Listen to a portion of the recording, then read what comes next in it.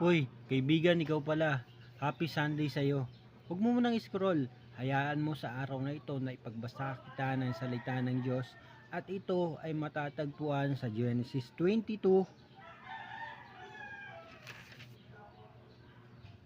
17 at 19. Ang title nga pala ng talata na ating babasahin is Sinubok ng Diyos si Abraham. Pagpapalain kita, ang lahi mo'y magiging sindami ng bituin sa langit at buhangin sa dagat. Sasakupin nila ang mga lungsod ng kani-kanilang mga kaaway.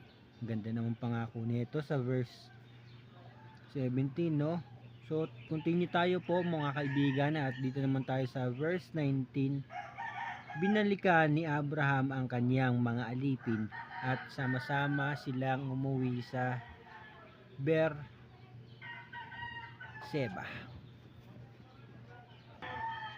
So dito pa lang sa verse 17, napakaganda ng pangako na nabasa natin, no?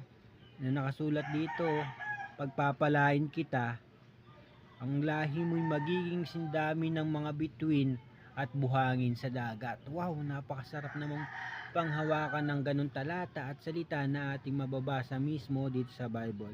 I hope sa maiksing talata na ating pinag-aralan at binasa sa araw na ito, kaibigan, kapatid, is nakatulong to sa iyo spiritually at continue to share to your friends and your family.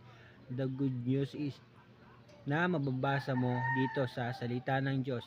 I hope na bless ka at patuloy pa nawa na pagpalain ng Diyos ang ating mga source of income at good health para sa ating lahat, no?